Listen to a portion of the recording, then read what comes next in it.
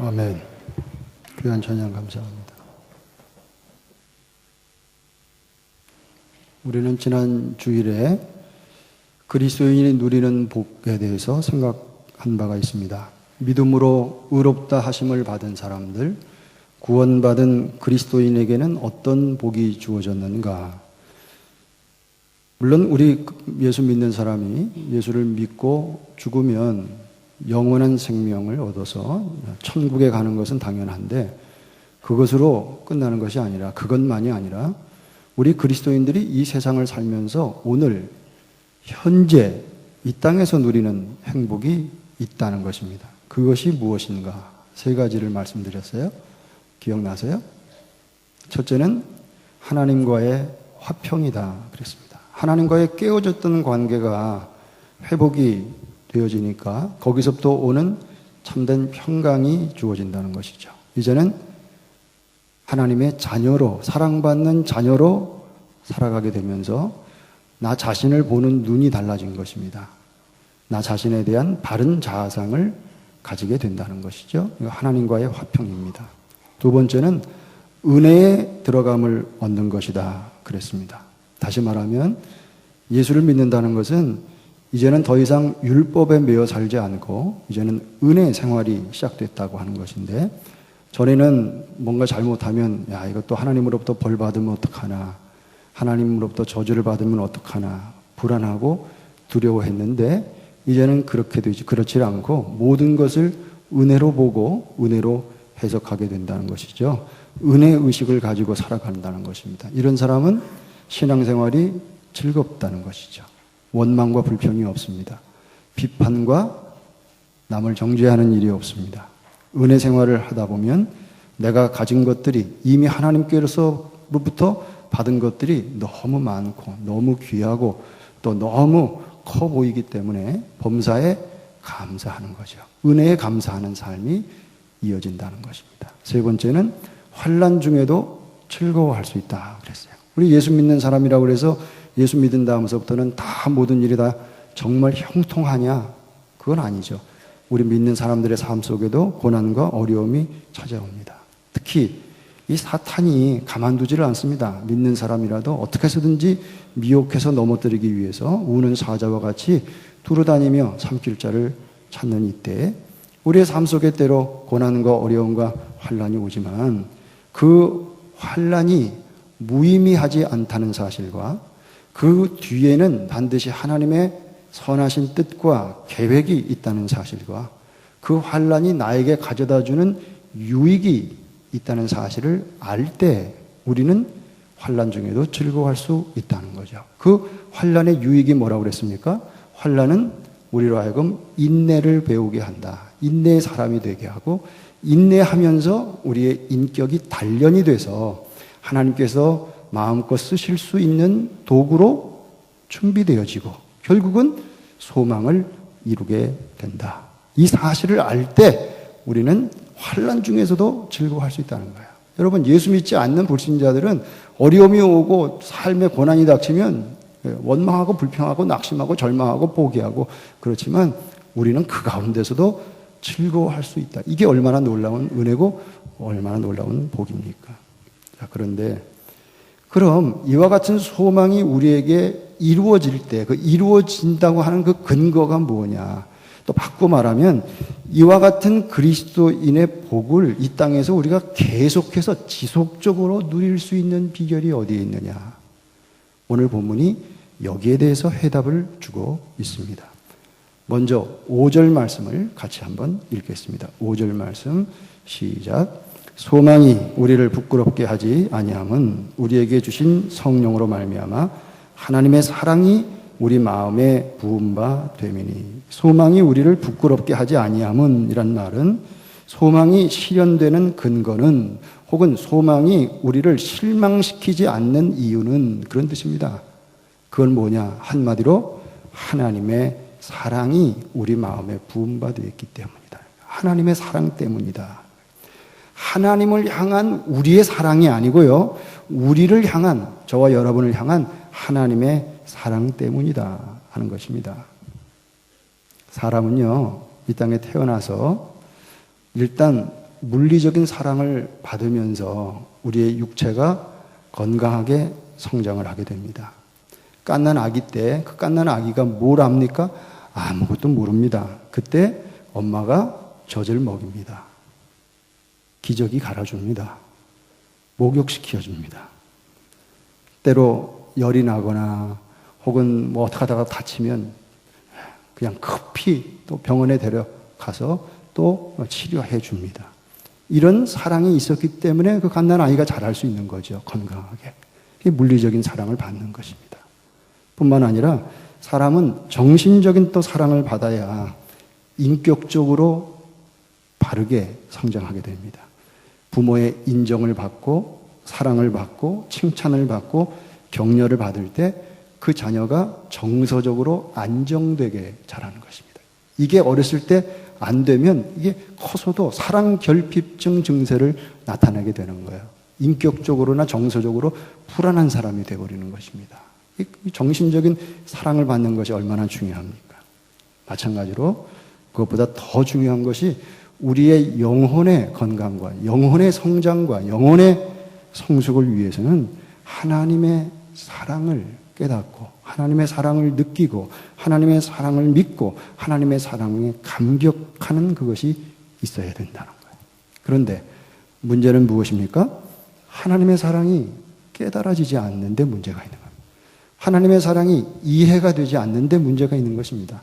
하나님의 사랑이 믿어지지 않는 것입니다. 사춘기를 지나는 자녀들 가운데 이렇게 얘기하는 사람이 애들이 있어요. 우리 부모님이 나를 사랑하지 않는다. 우리 부모님은 나를 미워한다는 거야. 나를 보기 싫어한다는 거야. 부모님의 사랑을 난 도저히 느끼지 못하겠다. 뭘 보면 아니야. 나 만나기만 하면 야단친다는 거야. 공부 안 했다고 공부하라고. 잔소리하고. 내가 해달라고 하는 걸 하나도 안 해주고 용돈 좀 넉넉하게 달라고 해도 안 주고. 부모님이 나를 사랑하지 않는다는 거예요. 근데 부모는 뭐라 그럽니까? 그 아이를 향해서 야 이놈아 내가 너를 위해서 얼마나 그동안 고생을 했는데 이민 와서 널 낳고 너 어렸을 때부터 엄마 아빠는 먹지도 못하고 이렇게 살았어. 그러면 그 자녀가 뭐라고 합니까? 누가 그러라고 그랬어요? 누가 고생하라고 그랬냐고? 드실 게 없으면 라면 사서 드시면 되지. 이렇게 얘기한다고요. 그렇잖아요? 내가 너를 위해서 고생했다. 내가 너를 끔찍히 사랑했고 너를 위해서 지금까지 희생했다. 이 사실을 그 자녀가 깨달으면 그러면 철이 든 거죠. 부모의 사랑을 깨달으면 철이 든 거예요. 근데 요거를 확인시켜 주는 것이 자녀에게 깨닫고 느끼게 해주는 것이 이게 여간 힘든 것이 아니라는 사실입니다. 영적으로도 마찬가지입니다. 하나님께서 우리를 사랑하셨고 지금도 하나님이 너무나도 사랑하시는데도 불구하고 그 하나님의 사랑을 우리를 향한 사랑을 보여주고 확인시켜 주는 것이 우리에게 얼마나 하나님이 힘들어 하시는지 모르겠어요. 왜? 우리가 그걸 깨닫지 못하고 느끼지 못하고 그것에 대한 확신이 없으니까. 그래서 오늘 사도 바울은 하나님께서 나를 얼마나 사랑해 주시는지 그 하나님의 사랑을 우리가 어떻게 확실히 믿을 수 있는가? 하나님의 사랑을 확인할 수 있는 가장 확실한 방법이 무엇인가? 그것이 바로 예수 그리스도의 십자가의 죽으심이다. 그렇게 말합니다. 오늘 본문을 여러분 주의 깊게 읽다 보면 3번 반복되어 나오는 말이 있습니다. 6절, 8절, 10절에 그게 뭐냐면 하나님의 아들 그리스도께서 우리를 위해 나를 위해 죽으셨다는 거예요. 그리스도께서 죽으셨다는 말이 3번 반복되어 나옵니다. 그러면서 그리스도께서 예수님께서 어떤 자를 위해서 십자가에서 죽으셨느냐 그것을 설명하는데 그것이 바로 우리 예수 믿기 전에 나의 삶의 모습 상태였다는 거죠. 하나님이 언제 어떤 상황에서 우리를 사랑해 주셨는가. 사도 바울은 오늘 본문에서 3가지를 얘기합니다. 첫 번째 6절 말씀입니다. 6절 말씀을 같이 읽겠습니다. 시작. 우리가 아직 연약할 때 기약대로 그리스도께서 경건하지 않은 자를 위하여 죽으셨도다. 그리스도께서 죽으셨도다. 언제? 우리가 아직 연약할 때. 근데 우리가 아직 연약할 때라고 하는 요 한글 번역은 조금 연약한 번역이라고 할 수 있습니다. 사실은 원문에 더 충실한 번역은 무능력할 때라는 말입니다. 연약이라고 말은 강하지 않다는 얘기야. 데빌, 약하다는 얘기인데 사실 이 단어는 약한 게 아니라 무능력하다는 걸 얘기하는 거예요. 인카파스. 그걸 얘기하는 겁니다. 내 힘으로는 아무것도 할 수 없을 때를 얘기합니다.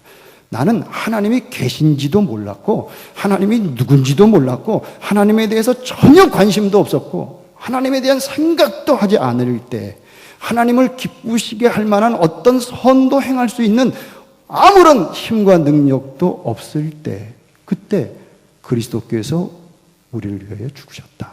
하나님이 사랑해 주셨다. 그런 얘기입니다. 다시 말하면 내가 먼저 하나님을 알아서 하나님을 믿은 게 아니라 내가 먼저 하나님을 선택한 것이 아니라 하나님이 나를 먼저 아시고 나를 먼저 선택해 주시고 나를 먼저 사랑해 주셨다는 거예요. 보통 우리는 내가 언제 하나님의 사랑을 받았다고 생각하느냐면요. 예수 믿고 난 다음부터 하나님이 나를 사랑하셨다고 우리는 보통 생각하기가 쉽습니다. 그리고 한 걸음 더 나아가서는 예수 믿고 처음에 뭐가 뭔지 모를 때는 하나님의 사랑, 하나님이 나를 그때 뭐 사랑하셨겠어? 내가 신앙생활을 좀 더 열심히 하고 봉사도 열심히 하고 교회도 빠지지 않고 열심히 나가고 하나님의 말씀대로 순종하려고 막 순종할 때 그때 하나님이 나를 사랑해 주셨지. 그런 생각을 하시는 분도 있어요. 혹은 어떤 사람은 아직까지도 나는 하나님으로부터 사랑을 받은 적이 없어. 나는 지금 내 이와 같은 내 상태, 내 모습으로는 나는 하나님의 사랑을 받을 만한 자격이 없어. 내가 조금이라도 지금부터라도 내가 조금 더 노력해서 하나님 앞에 더 좀 의롭고 하나님 앞에 조금 더 선을 행하고 하나님의 마음에 조금 더 쏙 들면 그때는 하나님이 나를 사랑해 주시지 않겠나. 그런 생각을 할 수 있습니다만은 이것은 잘못된 생각입니다. 이것은 복음이 아닙니다. 여러분, 우리가 예수 믿고 나서 우리의 삶이 도덕적으로 윤리적으로 나아졌다고 해봐야 얼마나 더 나아졌겠습니까? 우리의 수준이 얼마나 더 높아졌겠어요? 사실은 거기서 거기에요.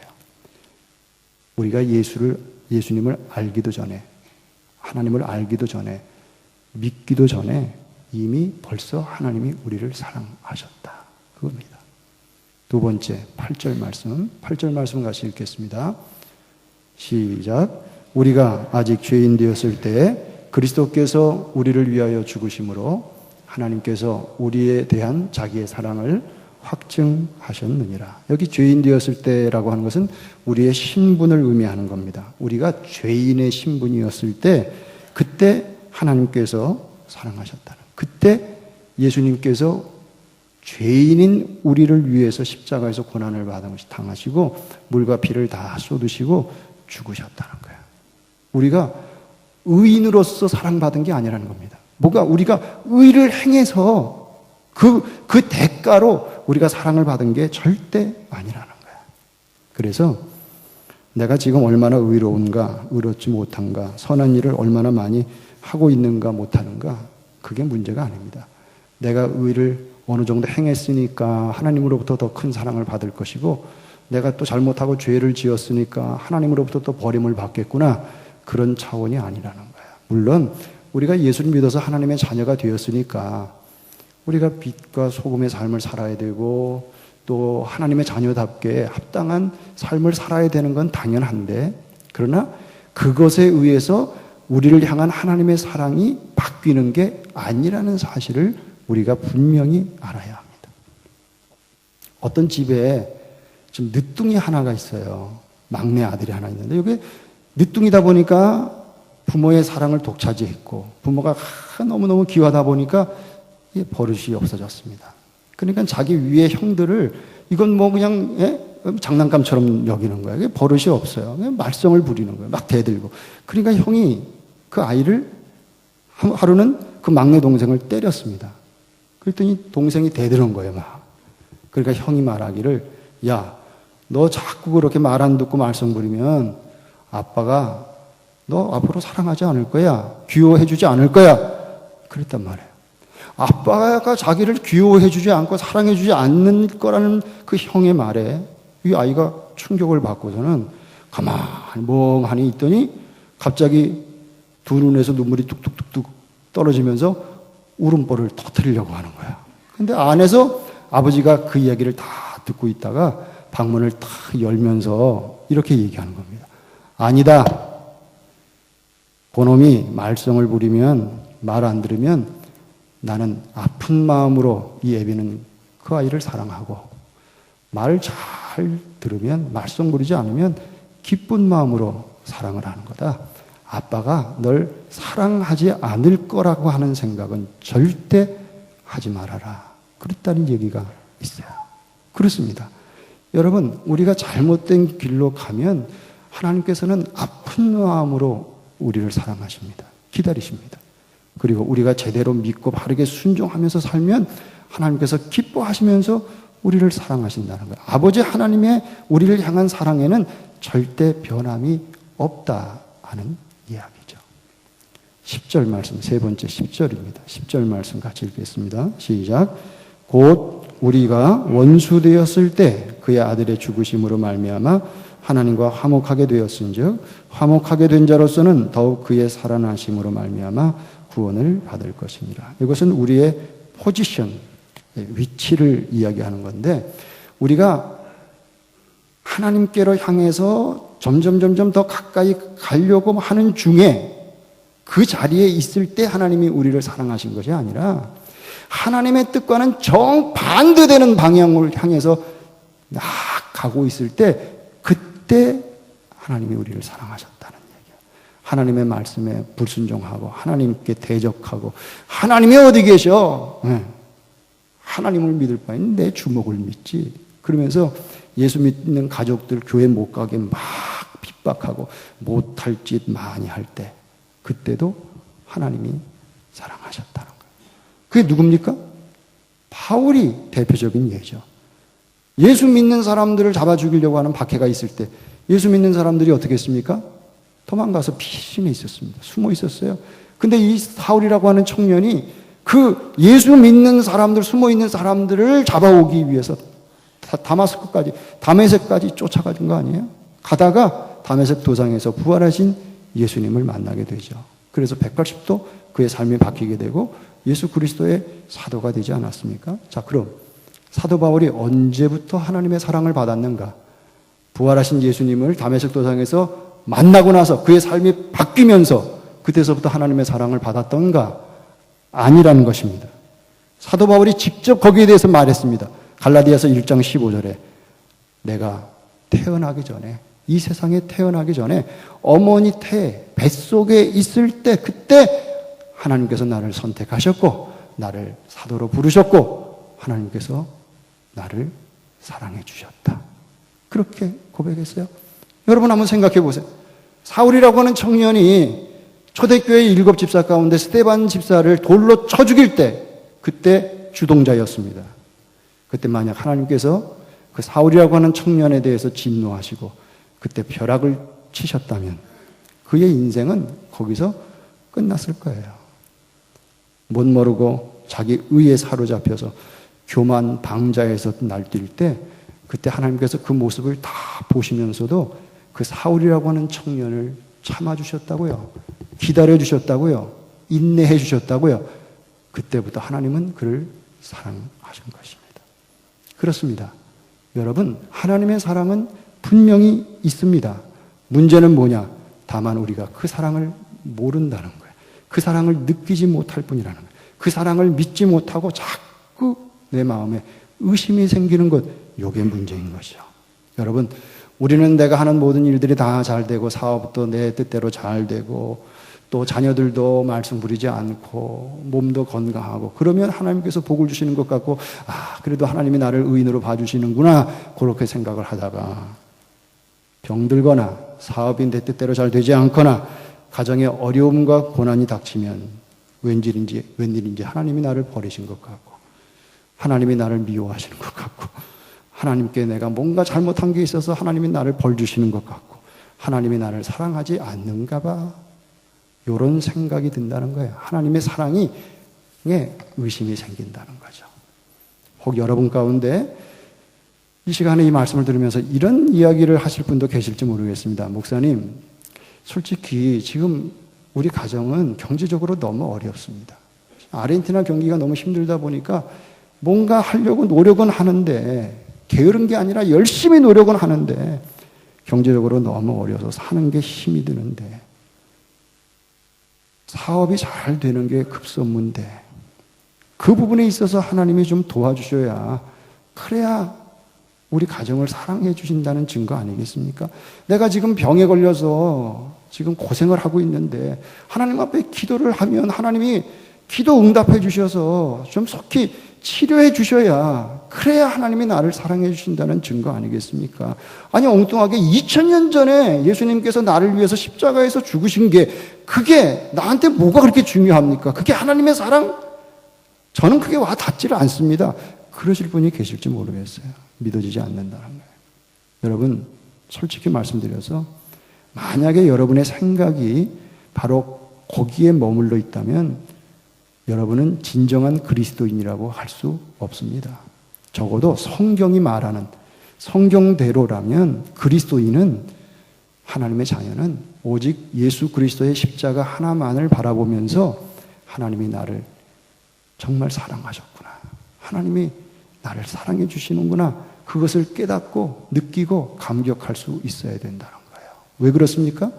8절 말씀대로 예수님의 십자가의 죽으심보다 하나님의 뜨거운 사랑을 보여줄 수 있는 이보다 더 확실한 증거는 이 세상에 없기 때문에 그렇습니다. 십자가가 왜 이렇게 중요하냐? 왜 이렇게 중요합니까? 십자가가. 이것만이 우리의 죄의 문제를 해결할 수 있기 때문에 그래요. 죄의 문제를 해결한다는 것은 죽음의 문제를 해결한다는 얘기입니다. 다른 길이 없습니다. 십자가의 죽으심, 이것이 우리에게 주신 하나님 사랑의 confirmation, 확증이다. 이런 거예요. 그럼 이제 남은 문제는 뭐냐? 자, 여러분과 제가 하나님과의 관계가 화목이 됐습니다. 하나님의 자녀가 되었습니다. 이제는 하나님의 사랑을 받는 위치에 있습니다. 우리가 다 예수를 믿고 오늘도 이렇게 하나님 앞에 나와서 예배를 드리는데 하나님의 자녀답게 그래도 살아보려고 애를 쓰는데 그럼에도 불구하고 가끔씩 의심이 생기는 것. 내 자신의 모습을 보면 내가 요 정도밖에 안 되나? 죄를 짓고 회개하고 또 세상에 나가면 또 똑같은 죄를 짓고 야, 이렇게 살면서 내가 이게 뭐 하나님의 복을 받을 만한 자격이 있는 거야? 이런 모습을 보면서 하나님이 과연 나를 사랑하실까? 그래서 낙심을 하고 그래서 시험에 들고 그래서 하나님의 품을 떠나 좀 이렇게 방황을 하기도 하고 얼마 동안 하나님의 교회를 떠나서 방학 기간을 가지기도 하고 그러잖아요. 여러분, 그러나 사도 바울도요, 사도 바울과 같은 사람도 그 위대한 사도도요, 예수 믿은 다음에 뭐라고 탄식했는지 알아요? 내가 원하는 선은 행할 수가 없고 내가 원치 않는 죄만 짓고 있구나. 그러면서 탄식했어요. 나는 만삭되지 못한 자와 같다. 10달을 채우지 못하고 8석둥이 같이 7석둥이 같이 그렇게 일찍 이 땅에 나온 그런 모자라도 한참 모자라는 인간이다. 그렇게 자기 자신을 평가했어요. 이게 왜 그런 거예요? 자기도 계속 실수한다는 거예요. 계속 실패한다는 거예요.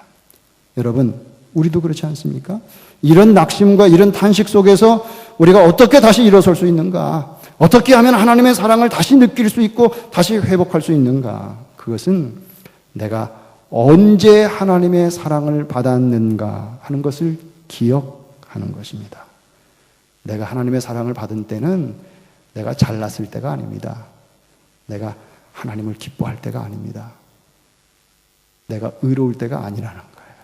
하나님에 대해서 전혀 알지도 못하고 죄인이었고 하나님과의 관계가 원수되었을 때 그때 하나님께서 나를 사랑해 주셨다는 사실을 기억하면 그러면 지금 오늘 하나님이 나를 사랑하고 계신다는 사실은 너무나도 분명하고 확실해지는 것이죠. 여러분 혹시라도 하나님의 사랑이 의심이 생기시거든 의심이 가거든 다시 한번 여러분 생각하세요. 지금 내가 이제는 하나님의 자녀가 되어서 부족하지만 하나님의 뜻대로 살려고 애를 쓰고 바르게 믿어보려고 노력하는 모습을 보실 때 하나님은 분명히 나를 사랑하실 것이다. 오늘도 여러분 이렇게 이 무더운 날 많은 사람들이 휴가철로 좋은 데로 놀러 갔잖아요. 그런데 이렇게 하나님 앞에 주일날 나와서 예배 드리는데 왜 하나님이 여러분들을 사랑하지 않게, 왜 여러분을 버리시겠어요? 그렇잖아요?